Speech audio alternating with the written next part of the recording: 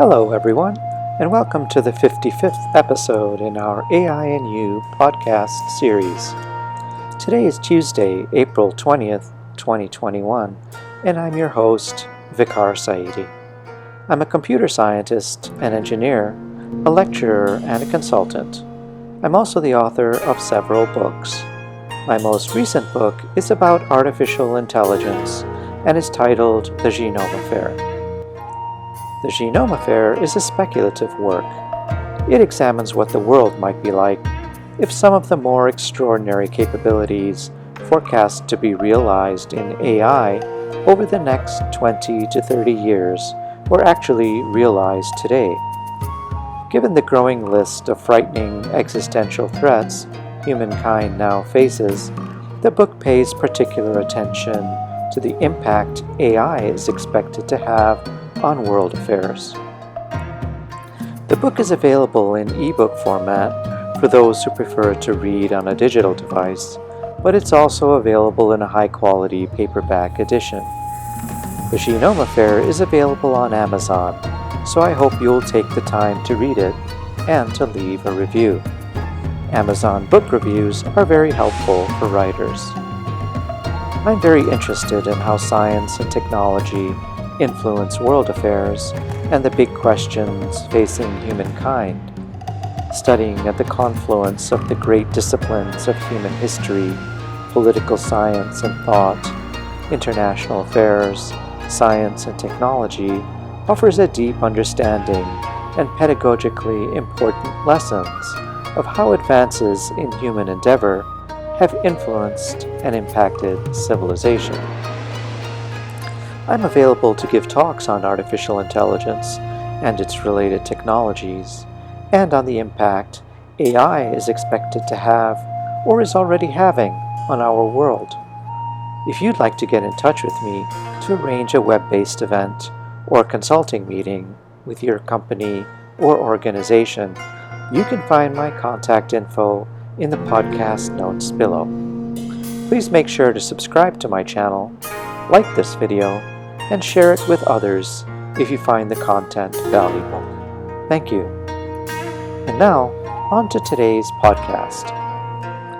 In our last podcast, episode 54, I spoke about the new AI regulations that are about to be announced in the European Union.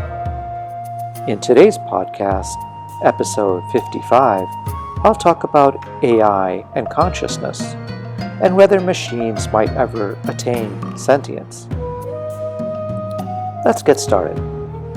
In 1995, New York University cognitive scientist David Chalmers proposed a famous thought experiment in which every neuron in our brain is sequentially replaced by a functionally equivalent electronic cell. In this hypothetical experiment, our visible behavior would not change, and we would appear to be exactly the same to our friends and family, those who know us best. But this experiment raises an important question. At some point in this neuron replacement process, might we cease to be conscious? And how would this happen? Would we lose our sense of self-awareness gradually, suddenly, or not at all? This is the sort of debate that often raises tempers amongst leading researchers in artificial intelligence, cognitive neuroscience, psychology, and philosophy. There are those researchers and thought leaders at one end of the spectrum, the optimistic end, who argue that there are no laws of mathematics or physics, nor any principles of biology or chemistry that limit consciousness to carbon-based life forms. Thus, silicon-based systems should also be able to attain sentience. However, if consciousness is exclusive to carbon-based biological entities, then even if a human brain's synthetic replacement enabled it to function exactly as it did prior to the afore-described neuron replacement procedure, the person whose consciousness previously inhabited this brain would no longer be there. At this end of the spectrum, the pessimistic end, researchers argue that in order to implement such a sentient AI agent, we must first understand the scientific foundations of human cognitive behavior, and humankind has barely scratched the surface of this esoteric domain. Thus, the critical question of whether artificial general intelligence will ever achieve consciousness remains a hotly debated topic, one that we can only speculate about today. As we contemplate the issue of sentience in future AI agents, we must also keep in mind that artificial intelligence is exponentially superior to human intelligence in its ability to analyze vast quantities of data, permanently retain the insights garnered from its analysis, and then formulate decisions based upon this comprehensive analysis. AI can also perform this process at light speed, and it never forgets what it has learned. This raises the sobering question of what sentience even means in the context of AI. For example, will humans be able to recognize AI's consciousness, since our understanding of sentience is limited by our own cognitive capacity? Will the AI's sentience be something completely different? Will it appear sentient to us because it has learned to mimic human consciousness in its behavior, conversation, and interaction?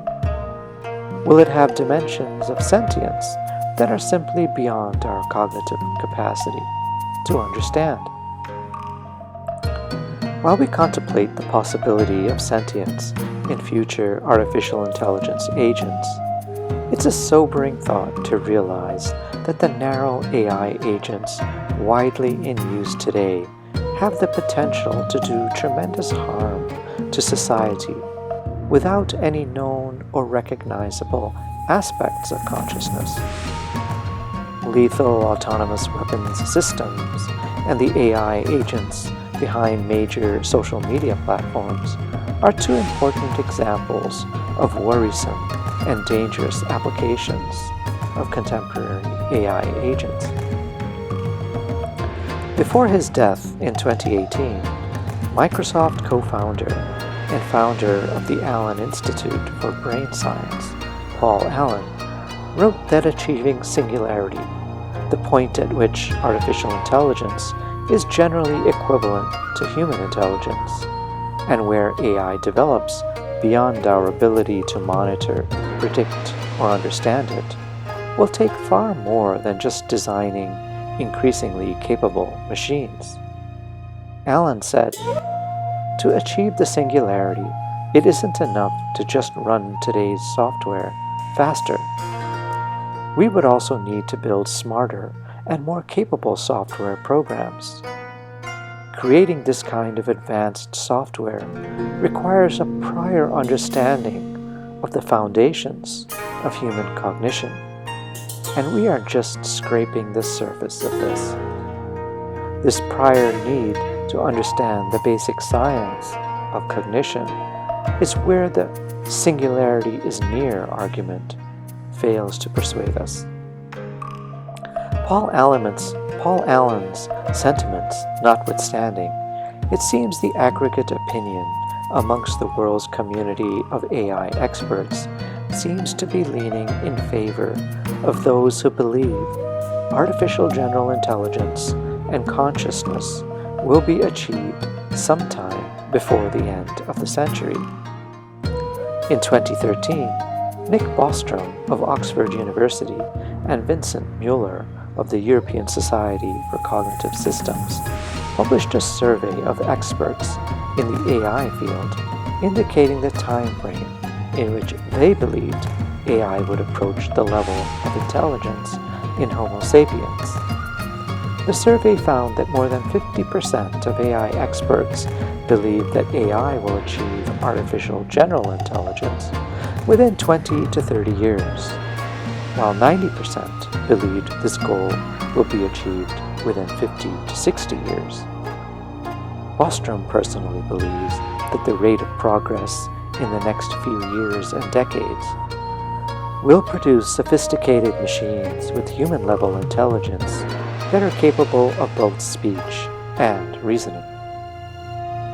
The prominent computer scientist and futurist Ray Kurzweil also falls into the optimistic camp, in that he believes we are rapidly approaching singularity and sentience in AI. Kurzweil thinks that by the end of this decade, or perhaps even sooner, AI will be able to pass the Turing test, an evaluation of intelligence that tries to determine whether a computer can convince a human judge that it is human. Kurzweil also believes that in the next decade, we will be able to upload our mind in its entirety into the cloud. This, however, may be a bit too optimistic for most in the AI field. Connectomics is, like its predecessor genomics, a revolutionary science that is attempting to map the human mind into silicon-based systems, but it may take a little longer to realize Kurzweil's vision, given the challenges that remain in understanding the human brain and its relationship to consciousness. In summary, the genesis of sentience in artificial intelligence agents is a profound notion that is likely to become reality at some point in the next several decades. And perhaps with the exception of gene editing, or more generally biotechnology, there are no other scientific disciplines in which humankind is progressing so rapidly while simultaneously having such limited insight into what we are actually doing. If the AI community is successful in creating machines that experience the world subjectively, the ethical implications will be beyond anything humankind has ever fathomed. It would also be an unprecedented moment for our species, and we would have to contend with what it means to have essentially created new life. Whether these questions remain a distant possibility or whether they are only a few decades away, it's critical that we begin to consider them very seriously, since the probability of realizing this ability is increasing every day. It is the right time for humankind to carefully and collectively consider the ethical and moral principles that are most important to us. Thank you for spending some time with me. I'm trying to follow the TED Talk format, and so I'm keeping these podcasts under 20 minutes. Let me know what you think. I hope you'll find these insights into artificial intelligence helpful, and I hope you'll read my new book, The Genome Affair. It's on Amazon. Until next time, then, this has been the AI and You podcast with author Vicar Saidi.